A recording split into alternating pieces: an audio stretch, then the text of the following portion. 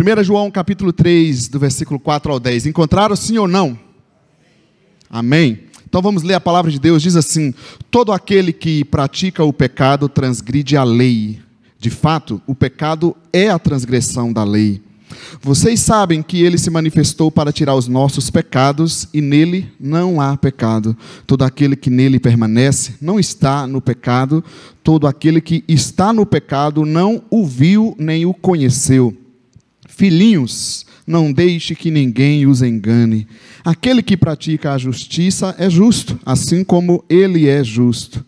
Aquele que pratica o pecado é do diabo, porque o diabo vem pecando desde o princípio. Para isso o Filho de Deus se manifestou, para destruir as obras do diabo. Todo aquele que é nascido de Deus não pratica o pecado, porque a semente de Deus permanece nele. Ele não pode estar no pecado, porque é nascido de Deus. Desta forma sabemos quem são os filhos de Deus e quem são os filhos do diabo. Quem não pratica a justiça não procede de Deus, tampouco quem não ama seu irmão. Qual qual a nossa postura sobre o pecado? Nós já vimos tantos textos durante esse mês e tem muito mais a se falar disso, com certeza. Nós também não vamos finalizar hoje todo esse tema, mas vamos trabalhar esse texto bíblico um pouco. Muitas vezes a nossa postura é mais ou menos assim: a gente quer dar uma de forte, de bom, de independente, de autossuficiente. Mas a gente vai ver, queridos, que não tem ninguém nessa condição. Estamos todos meio assim, como o Mr. Bean, fraco, morrendo de medo. E essa é a nossa condição humana, de qualquer um de nós. Então, eu quero pensar em 2 pontos com vocês nessa noite, sobre qual é a nossa postura sobre o pecado. Primeira postura, e eu vou colocar em perguntas, para você, volta lá. Primeira pergunta, então: será que a nossa postura será de um juiz que determina o que é ou não é o pecado? Qual a sua postura sobre o pecado? A de juiz? O juiz é aquele que determina o que é ou não é pecado. O texto que a gente leu, começando no versículo 4 e 6, ele nos aponta 2 coisas que ele fala. Ele aponta um critério que a Bíblia, como juiz, como autoridade, ela determina para nós. Ela diz assim, que aquele que pratica o pecado. O texto, na verdade, é aquele que não peca. E a gente fica assim: mas como assim? João acabou de dizer que aquele que diz que não peca é mentiroso. Agora ele vem dizendo para nós que aquele que peca,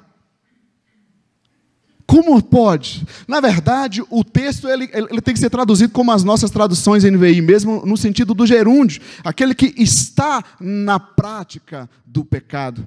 Isso significa aceitar o pecado como norma para a nossa vida. Outra coisa, no versículo 6, ele vai dizer que aquele que está no pecado. A expressão também estar no pecado é interessante, que é muito paralela com aquilo que a Bíblia sempre aponta, dizendo aquele que está em Cristo. Está em Cristo ou está no pecado. Ele não diz de estar na religião, de estar nisso, naquilo, no seu conhecimento. Ele fala de estar em Cristo. E aqui ele diz, o critério para entender o que é o pecador é aquele que está na prática do pecado, aquele que está no pecado, todo aquele. Então, quando eu vou avaliar uma questão de um pecado, aí o Daniel diz assim: mas foi o meu filho que fez. Então a gente muda o critério, porque agora é o filho do Daniel. Não. O critério não muda. O critério é todo aquele que está na prática do pecado, que está no pecado, independente de quem seja. O critério bíblico que é colocado para nós é esse que está, independente de quem seja. Você percebe isso? Que muitas vezes nós mudamos os critérios quando nos atinge. E, aliás, uma das artimanhas do nosso inimigo, do tentador, é exatamente tentar mudar a nossa consciência das coisas, quando a coisa acontece dentro de casa, quando a coisa acontece conosco. E aí, ele diz que esse que está na prática, que está no pecado, não o viu nem o conheceu, falando que não conheceu Jesus, que não nasceu de novo. Veja bem, eu repito, ele não está dizendo que aquele que peca, aquele que é pecador, ele está dizendo aquele que assume a prática do pecado como o normal para a sua vida. Ele não está dizendo que é santo aquele que está na igreja, aquele que está dando denominação tal. Ele está dizendo que aquele que está em Cristo. Está em Cristo ou está em pecado? No pecado. O critério estabelecido pela palavra fica um pouco mais pesado quando ele chega no versículo 8. Ele diz que esse que está no pecado, seja ele quem for, é do diabo, versículo 8, porque o diabo peca desde o princípio. Aliás, uma das questões teológicas muito confusas é quem que deu origem ao mal. A sensação que a gente tem, né, é que Deus criou o jardim, aquela coisa linda, tudo bonito, fez todas as árvores, fica à vontade. E aí ele colocou assim, agora eu vou colocar, igual quando a gente quer pegar os ratos, né, vou colocar esse queijinho aqui para ele vir aqui e cair. Aí ele peca, aí depois eu apareço como o Salvador, dizendo, olha, eu sou o seu Salvador. A gente fica sempre usando assim, mas Deus entende que eu sou fraco. Quantas vezes nós já damos essa desculpa? Deus sabe que eu sou fraco. Só falta a gente dizer assim, foi Deus que me tentou. Aí o apóstolo Tiago, na carta de Tiago, ele vai dizer, olha, Deus não tenta a ninguém. O critério estabelecido pela palavra é aquele que está no pecado, aquele que está na prática do pecado, aquele que assume isso como norma para a sua vida. Ok? Continuando. Aí o versículo 4 ainda nos aponta um conceito, quem sabe está na sua pergunta, e nós gostamos muito de determinar as atitudes, as obras, em vez de entender o conceito geral. Esse texto ele não nos apresenta atitudes específicas, que é o que a gente mais gosta de fazer, quem sabe para acusar os outros. O texto diz assim, no conceito, versículo 4, que aquele que está na prática, que aquele que peca, ele transgride a lei. O conceito de pecado bíblico nesse texto é a transgressão da lei. Ou seja, a própria palavra pecado, amartia, é errar o alvo. Muitas vezes, e também é verdade, nós dizemos assim, que o pecado é quando ele ofende a mim, ou eu ofendo o próximo, o outro. Mas eu afirmo para você hoje, olhando para esse texto, que é muito mais do que ofender a minha vida, ofender a sua vida, é ofender o plano de Deus para as nossas vidas. O pecado no seu conceito bíblico, ele é antes de tudo, eu estar fora do plano ideal de Deus, e estar fora daquilo que é alvo, que é vontade de Deus para as nossas vidas. É a transgressão daquilo que Deus fez, daquilo que Deus quer de nós. Agora, gente, quando você pensa dessa forma, me diz o seguinte: nós não transgredimos a vontade de Deus para nós muitas vezes? Tá bom. O que é e o não é pecado? Conceito geral, está aí, transgressão da lei. Agora eu te pergunto, mentir é pecado? Atitudes, né? Exemplos clássicos. Aliás, teve um exemplo clássico que aconteceu recentemente. Uma cantora gospel, eu não sei se ela é cristã de que igreja, uma cantora gospel, aliás, canta muito bem, a Daniela Araújo. E aí, o namorado dessa pessoa gravou ela pegando droga num lugar, 25 minutos de conversa mais ou menos, e soltou em redes sociais. E aí, na rede social, todo mundo falando do pecado da cantora. Mas me chamou a atenção, não o pecado dela, tudo bem, foi pecado mesmo, e quem que não peca? Mas me chamou a atenção o fato de as pessoas estarem ali comentando, quase que julgando, né? Ou querendo ajudar, inclusive, o pecado da moça. E o pecado do rapaz que divulgou o áudio dela. Sabe que cena eu me lembrei quando eu vi aquilo? Quando aqueles fariseus chegaram com a mulher adúltera diante de Jesus e diz: mestre, pegamos essa aqui em adultério, o que a lei diz para fazer? Aí Jesus faz o quê? A lei diz para fazer, para apedrejar todo aquele que peca. Então o primeiro que não pecou pode vir fazer. Aí a gente quer interpretar o texto de forma errada, mas Jesus não amenizou, ele não disse que ela não tinha pecado. Inclusive ele fala para ela, vai e não peque mais. No entanto ele diz, vocês que estão julgando ela, que não pecaram então, vocês querem cumprir a lei? Então cumprem vocês primeiro. Aqui que está a diferença. Então veja que o critério muda, parece, quando é para o outro. Dirigir fora da velocidade é pecado ou não é pecado? Silêncio, silêncio. É a lei humana, não é isso? É 60, é 80, é 100. É pecado ou não é pecado? Quando que eu não devo obedecer à lei da sociedade, à lei humana, à lei dos homens? Eu conheço uma parte na Bíblia, um único texto na Bíblia que diz assim, que é melhor obedecer a Deus do que aos homens. Um único lugar, não conheço mais nenhum lugar. Se tiver aí, os doutores me ajudem. Que é em Atos, capítulo 5, esqueci o texto. Que é quando a lei tentar me impedir de viver a minha fé. Somente nesse lugar eu não devo obedecer à lei. No resto, eu estou submetido à lei. Inclusive pagar os impostos. E aí? Ouvir música secular é pecado ou não é pecado? Fica todo mundo assim, né? Isso aqui nem está no texto. É só porque eu sei que de manhã o pessoal começou a fazer perguntas. Falei, a gente teria que trabalhar um dia só para discutir isso, né? Então, parece que, como a Ita pregou outro dia, aquela questão do legalismo e do liberalismo, a gente fica perdido nisso. Veja, esse texto nos traz uma informação essencial, gente. O plano de Deus para nós. Se você não enxergar o conceito geral, você vai ficar perdido em atitudes, em erros ou virtudes.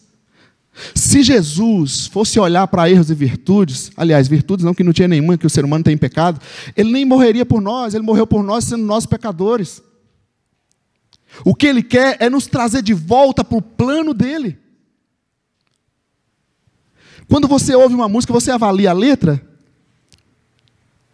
O que eu pergunto sempre para as pessoas, para o jovem que pergunta isso, eu digo o seguinte: ouça a letra, o que ela traz de bom para você? Está te edificando? Eu ouço, tem músicas que traz conhecimento, inclusive teve música que a gente já usou até em mensagem, não é isso? Você olhar, por exemplo, é preciso saber viver. Aquela música é uma verdade bíblica. Aliás, quem aqui, né? Até uma pergunta boba.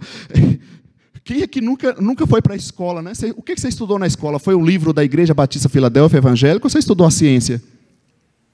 Inclusive uma ciência que até vai contra a Bíblia, que ensina a evolução e você crê no criacionismo, que Deus criou todas as coisas. E aí? Percebe como a coisa é complicada?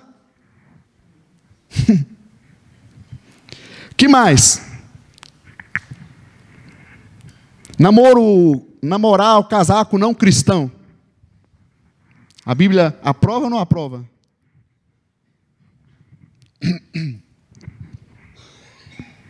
Hein, gente?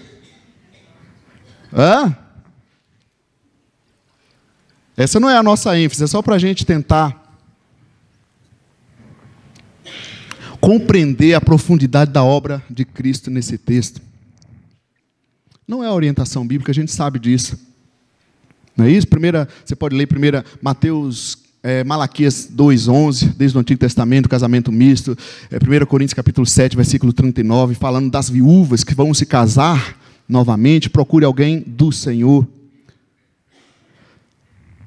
E outros mais. Mas eu queria comentar, na verdade, sobre, acho que a área mais complicada na nossa época, e talvez uma das mais polêmicas e das mais desrespeitadas, que é a questão da homossexualidade. Como é que nós estamos lidando com isso?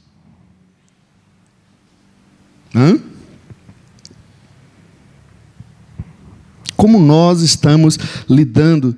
Parece até que é algo diferente, esse é o problema, que colocamos uma categoria diferente. Há muitas coisas acontecendo. Uma das coisas que eu tenho visto, e é assustador, é a tentativa da reinterpretação da Bíblia, né? Uma das coisas que as pessoas falam é o seguinte, lá em Romanos capítulo 1, quando fala sobre a homossexualidade, homossexualismo, eles vão dizer que o que a Bíblia está afirmando ali não é que não possa ter uma relação homoafetiva. O que ela está discutindo é a questão da promiscuidade, ou seja, é ter caso com vários homens ou caso com várias mulheres, assim como no caso do hétero. Mas se você olha no texto, nunca foi assim e nunca vai ser assim. Tem pessoas que estão muito bem com a sua opção, com a sua escolha em seguir essa vida. Amém. Nós somos livres para seguir aquilo que nós queremos, aquilo que nós achamos que deve ser. Mas você, cristão, que a nossa plateia aqui são de cristãos que acreditam na Bíblia, será que nós estamos entrando por essa linha de pensamento, de tentar reinterpretar, reescrever a Bíblia para lidar com a situação do pecado? Será que nós estamos nos colocando como juízes? E aí você olha para esse público e você já não trata mais como a Bíblia trata todo homem, todo ser humano em pecado, que nós temos que anunciar as boas novas de Jesus. E aí nós, que categorizamos algumas áreas como diferentes ou especiais, alguns dando um certo mais espaço, mais valor, e outros dando mais preconceito, como a gente vê muito na televisão.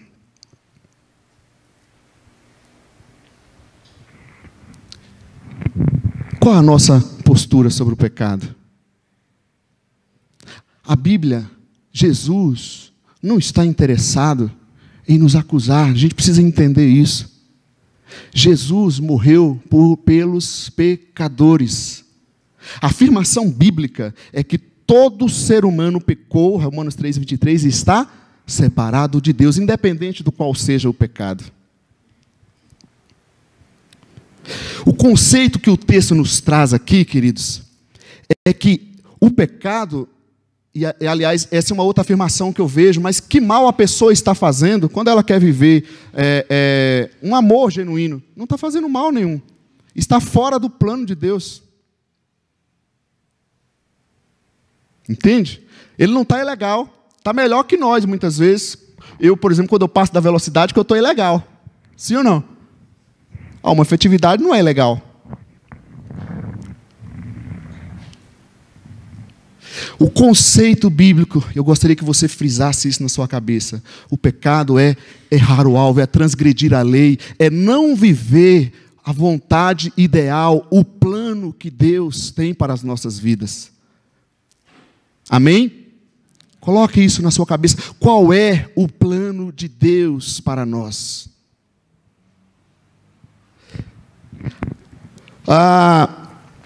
Continuando, aí nós temos um problema nesse texto, que não tem um versículo aí, mas o público do apóstolo João aqui, não foi aqueles dois públicos que a Ita falou sobre o legalismo e o liberalismo. O público aqui são os liberais apenas, os gnósticos. Os gnósticos, eles entendiam que eles tinham conhecimento especial de Deus, e que o pecado com o corpo físico não teria problema, porque eles seguiam aquela visão da filosofia grega, de que a matéria é má, não é isso? E a salvação é exatamente a libertação do espírito desse corpo. Então eles achavam até, Beto, que estava colaborando com Deus para a salvação quando estavam pecando, qualquer tipo de pecado com o corpo. E os gnósticos nessa época, aqui sendo os liberais no meio da igreja, estavam influenciando, estavam bagunçando a cabeça de muita gente. E veio o apóstolo João afirmando aquilo que era o evangelho de sempre. E, aliás, parece que eles criaram uma coisa interessante, eu diria uma nova profissão de fé, que na carta de João, se você ler, ele fala assim, sabe como é que você identifica um seguidor de Jesus? Lá ele não fala assim, aquele que confessa que Jesus é o Senhor e Salvador. Na carta de João ele fala assim, todo aquele que confessa que Jesus veio em carne, ou seja, veio em corpo físico, porque os gnósticos não aceitavam isso. Então, quando eu estava estudando esse texto, eu pensei assim, eu acho que a gente tem que repensar a nossa confissão de fé, a nossa profissão de fé. O meu conceito é realmente o conceito bíblico? Eu creio de fato na palavra de Deus, como ela diz? Porque dizer que Jesus é o meu Salvador, ok. Dizer que crer em Deus, Tiago diz que até os demônios creem. Certo? Todo mundo crê em Deus, e que bom, já é um grande passo. Mas o evangelho de Jesus quer mais de nós. Sabe o que ele quer de nós? Ele quer que você, que eu, viva o plano de Deus para as nossas vidas. Nós que pecamos, que fomos destituídos da glória de Deus, que somos pecadores, nós precisamos nos render a Ele. Eu estava ouvindo até um vídeo de uma pessoa questionando, quando a gente fala assim, entrega a sua vida para Jesus. Aí ela disse, mas que vida? Devia falar assim, entrega a sua morte para Jesus, porque nós estamos mortos sem Jesus. Essa é a afirmação bíblica. Aí eu vi, Deus, eu dou minha vida, qual vida você tem? Lê na Bíblia, você me mostra onde que está lá. Eu tenho minha vida, eu te dou. Você vai dizer assim, vocês estavam mortos em seus delitos e pecados. Todos. Talvez, queridos, muitos de nós, mesmo que afirmemos como cristãos, seguidores de Jesus, ainda não compreendemos a questão essencial do pecado. Nós pensamos em pecado em termos de exemplos, de atitudes. Isso não pode, isso pode, isso não pode, isso não pode, isso está errado, isso não está errado. E perdemos aquilo que é a grande essência. Nós estamos fora do plano de Deus. Quando eu tenho essa compreensão, eu vou conseguir ter um viver, uma prática de vida diferente, com essas coisas menores, com o dia a dia. Volta e meia, mesmo você que se entregou a Jesus, independente do tempo que você tenha, mesmo independente disso, você irá cair, você irá errar. E o que nós fazemos com isso? O que nós fazemos com as pessoas que se chegam aqui dentro? Não, elas são pecadoras, e nós somos o quê? Hã? Será que estou errado, gente? Nós somos o quê? Parece que a gente se tornou tão santo aqui dentro que eu digo no sentido da comunidade, que a pessoa que está aí fora, pela qual o Senhor morreu, deu a vida por ela, a gente acha que ela é pecadora, e nós somos o quê? Ela pode não ter entrado nesse processo de convicção, de entendimento da vontade de Deus para ela. Olha, o conceito bíblico nos coloca na nossa verdadeira condição, todos nós pecadores. Pecadores. Se isso não chegar na nossa consciência, na nossa mentalidade cristã, eu fico imaginando como é que a gente vai conseguir desfrutar da graça de Deus, se nós não entendemos o mal que o pecado tem feito conosco, como humanidade, como sociedade, como criatura de Deus.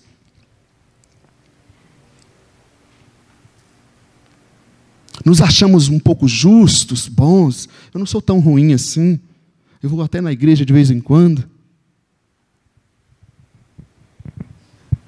Vocês continuam aí comigo, amém? Sim ou não?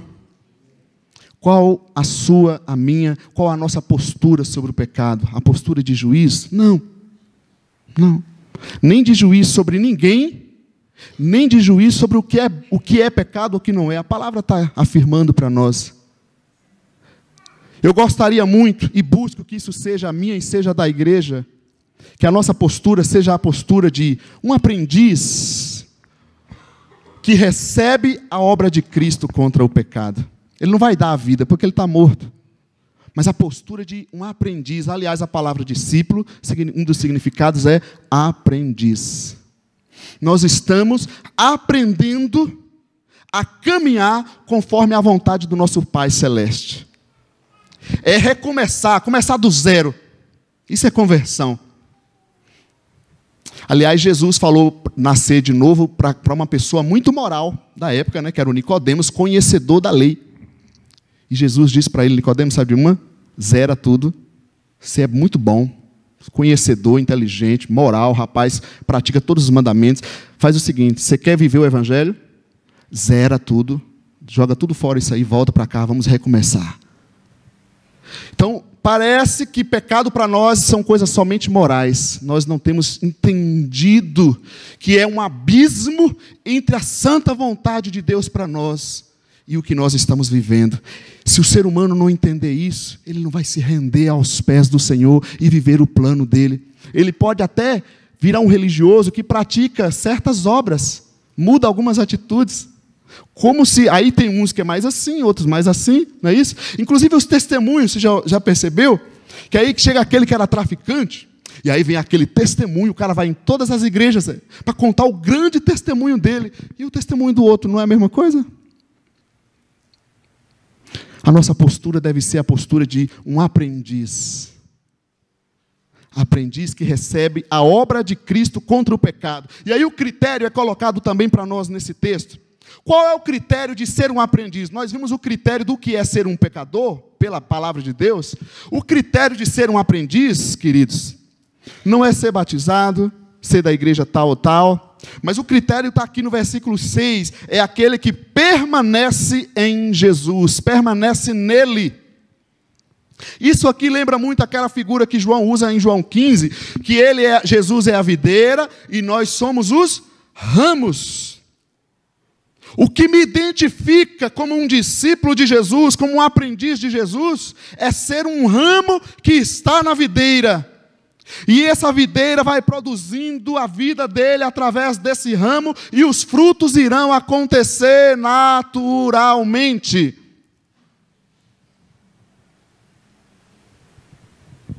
Aquele que permanece nele, e aí o versículo 7 diz, é aquele que pratica a justiça, aquilo que é justo como ele, Jesus, é justo.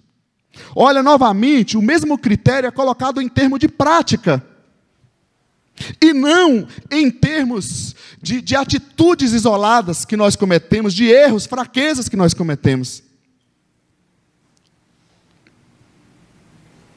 Mas em si, aquilo que nós assumimos como regra de fé, como prática da nossa vida. Quem sabe, um aprendiz, ele pode passar a vida inteira dele tentando aprender, melhorando, mas ele vai ser sempre um aprendiz. Aliás, aquelas coisas que às vezes a gente ouça assim, eu já tenho tanto tempo de igreja, não é assim? Os mais antigos, a gente costuma falar isso, eu já tenho, até os mais novos, eu tenho uns 5 anos aqui na Filadélfia. Eu não sei onde é que a gente quer chegar dizendo isso, mas talvez a gente está querendo justificar que isso, né, me dá um diploma maior, aí, um tempo maior. O critério bíblico para o aprendiz é aquele que permanece em Jesus, aquele que pratica, aquele que está na prática das obras de Jesus, buscando ser a cada dia parecido com Jesus. Aí, o texto também nos apresenta o propósito dessa obra de Jesus. O versículo 5, ele diz, para tirar os nossos pecados, e o versículo 8, para destruir as obras do diabo. Em 2 partes, João aponta o propósito da obra de Jesus. Para tirar nossos pecados. Veja bem, uma outra coisa que eu tenho ouvido muito, e aliás tem sido também discutida, a questão da singularidade de Jesus, ou seja, Jesus é o caminho, a verdade e a vida, só Jesus salva. E muitas vezes nós nos embolamos em ideias, especulações, onde todas as religiões têm a sua espiritualidade, claro. Todas as religiões têm a sua verdade, sim. Entenda o seguinte, a Bíblia em nenhum lugar diz que evangélico é salvo. Sim? Quem veio para tirar nossos pecados foi o Cristo de Deus. E aí você diz, mas então é possível uma pessoa seguir a Cristo em tal religião? Eu não sei como é que vai ser, eu não sei. A nossa tarefa, a nossa ênfase tem que ser Cristo Jesus. Cristo Jesus, Ele veio para tirar nossos pecados. E veja bem, Ele não veio para nos condenar, Ele veio para tirar nossos pecados. Quantas vezes cristãos vivem debaixo de acusações, vivem numa baixa autoestima. Por quê? Porque ele não entende a obra de Cristo para ele, por ele. Então a gente fica nesses extremos de ir uma hora para o liberalismo, não tem problema, e outra hora para o legalismo de ficar se culpando, se acusando. E vai ser assim, não vai ter como tirar esses extremos. Nós vamos ter que aprender a andar nessa conduta do Evangelho a cada dia. De não deixar o pecado que vem contra nós assumir o senhorio, assumir a nossa como norma de vida para nós.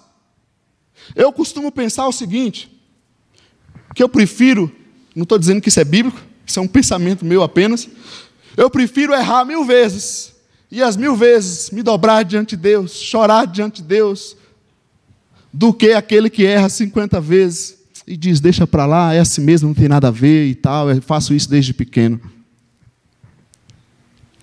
Mas quem sabe, se a gente tivesse alguns companheiros como aquela cantora tem, muitos dos nossos pecados estariam... E está cheio de fariseu para tentar nos pegar e soltar no ventilador, né? Tem uma outra palavra que se usa, mas eu não vou usar ela não. Vocês conhecem, hein? Jesus veio para tirar nossos pecados. É o pecado que tem tentado destruir as nossas vidas, que tem afetado nossas famílias, que tem afetado a sociedade, que tem afetado o mundo, afetou até a natureza. A criação geme, Romanos 8 diz isso, que ela espera pela vinda de Cristo para a restauração da vida. Então, enquanto nós estamos aqui, queridos, nós precisamos aprender a ser esse aprendiz a cada dia, para poder ajudar uns aos outros nos seus próprios pecados. Nós não podemos achar que isso é normal, mas não podemos nos colocar numa posição de juiz contra a vida dos outros.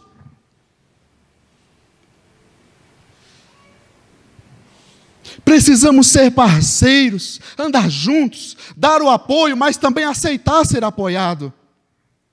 E aí eu te pergunto, nós temos sido sim aprendiz um com o outro? Deixado o outro nos ensinar a caminhar, nos mostrar o caminho certo, nos corrigir se necessário? Quem sabe a gente tem medo disso, sabe por quê? Porque está cheio de fariseus que está doido para pegar o nosso pecado e espalhar. Aí a gente esconde o máximo, se isola ao máximo, só que a gente não consegue crescer, porque a gente não cresce sozinho dessa forma. Porque pensar que nós não pecamos, nós somos tremendos mentirosos, e eu não quero ser duro, mas a Bíblia diz que o pai da mentira, aí você completa na sua cabeça.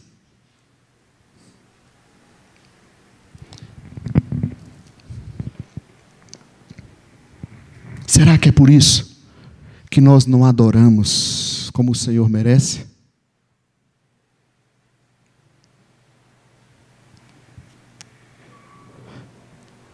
Quantas vezes você jejua por mês? O que é isso, pastor? É jejum que eu falei, viu? Jejum, jejum. Sabe o que é isso? Você não sabe, passa na escola bíblica, vai falar o que é jejum, viu, Jonas? Explicar. Lê a Bíblia. Leitura, alfabetização bíblica. Eu estou me enchendo de quê? Eu venho aqui adorar a Deus, não é isso? Se a gente dizer assim, queridos, vamos dobrar o nosso joelho, ficar sentado, vamos só orar. Você consegue ter aprendido a orar, falar com Deus, ser um aprendiz, cada um no seu nível, porque cada um está numa idade espiritual, numa fase espiritual. Ser aprendiz. Aqui não existe doutor, aqui não existe mestre, Senhor é o Senhor. Nós somos aprendizes. E estamos aprendendo a cada dia que Ele veio para tirar nossos pecados. Ele veio para destruir as obras do diabo. Por que destruir as obras do diabo? Porque o diabo foi aquele que desde o princípio pecou contra Deus e veio afetar a criação de Deus. Ele é o sedutor, ele é o feiticeiro, é ele que veio para nos destruir. Só que Jesus também não deixou isso barato. Ele veio e destruiu as obras do diabo. O poder, a sedução, o feitiço que foi feito do pecado contra nós, suas criaturas, foi quebrado. Aí sim eu gostaria de ver aqueles crentes pentecostais. Está amarrado, está expulso, está repreendido. Cadê? Cadê o poder nessa hora contra o pecado? Eu não aceito isso. Agora sim a gente deveria dizer isso. Porque Jesus destruiu as obras do diabo. O poder do pecado foi destruído. Isso significa que Ele abriu a porta para que nós possamos viver em liberdade. Em liberdade, gente. Ter liberdade na mente. Tantos pensamentos que não te deixam em paz. Atitudes, ansiedades, emoções, desejos. Todos nós vivemos isso. Essa é a nossa crise. Mas Ele veio e destruiu. Mas a nossa religiosidade pensa assim, que eu venho, entrego a minha vida a Jesus, me batizo, amém. Não é isso que o Evangelho diz. Ele diz: você quer ser um aprendiz? Você reconhece que é um pecador e quer caminhar junto como um aprendiz de Cristo? Então vamos nessa. Até que Ele volte, nós vamos juntos nessa caminhada. Alguns passos à frente, um pouco mais de conhecimento, de experiência, mas também necessita de ajuda. Todos nós. Viver nessa autoridade da obra que Cristo fez. Da obra que Cristo fez. Então, quando eu olho para as pessoas, eu preciso levar as boas novas. Eu preciso levar as boas novas de Cristo, que Jesus destruiu o pecado, que Ele destruiu as obras do diabo, Ele veio para tirar nossos pecados, Ele veio para nos dar vida, e vida é abundância.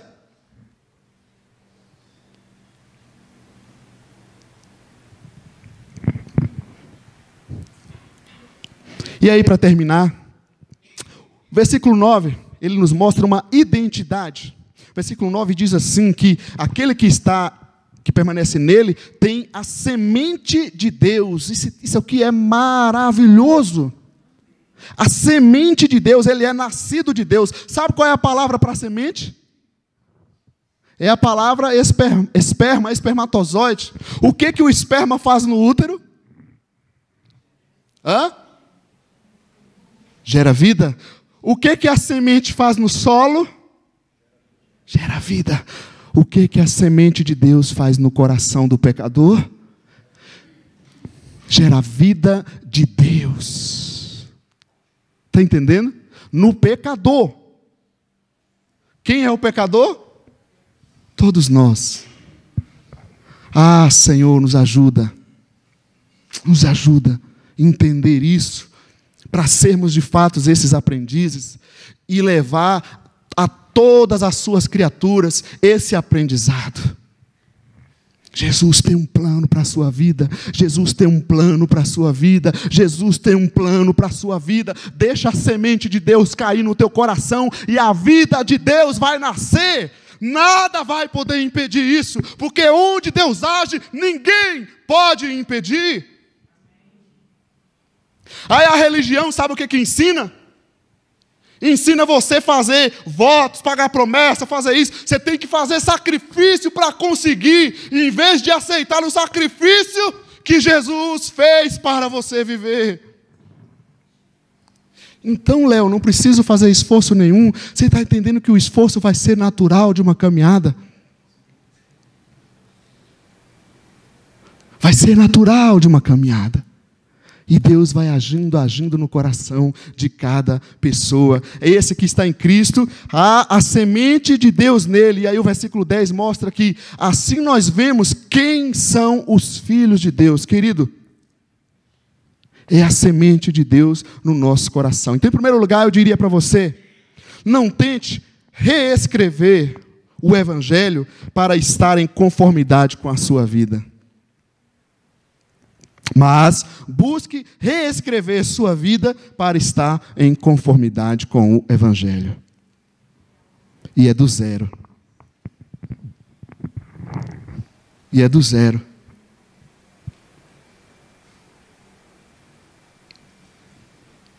Toda a nossa vida precisa ser reescrita a partir do plano de Deus para nós. Por isso que nós somos aprendizes.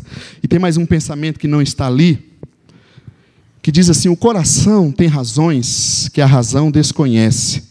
é o coração e não a razão que tem consciência de Deus. Blaise Pascal. Isso é fé. Isso é fé. É quando a semente de Deus cai e ela germina dentro de nós e ela vai produzir a vida de Deus em nós. Eu queria te convidar a entender o plano de Deus, a deixar Deus agir, a não ser religioso, nem liberal, nem legalista, mas a ser esse aprendiz que anda, que diz: Senhor, o que é? Eis a minha vida aqui. E mesmo que o pecado venha, que as fraquezas, as tribulações venham, a gente consiga se levantar pela fé e dizer: eu sou do Senhor, Ele tem um plano na minha vida, e é a vontade dEle que eu quero e vou viver no nome de Jesus. Amém, igreja? Vamos orar ao Senhor? Vamos se colocar em pé?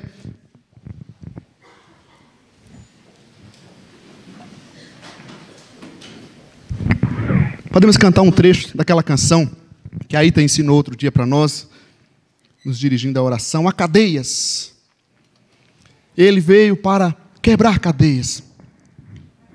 Quem sabe nós entramos em situações intelectuais, como os gnósticos da época. Eles foram tomados pela intelectualidade. Olha só, se a gente pensa que pecado é somente coisas morais, eles foram afetados pela intelectualidade. A corrupção. Como é que nós, nossa sociedade brasileira, cristã, e vivemos uma sociedade tão corrupta dessa forma? Percebe?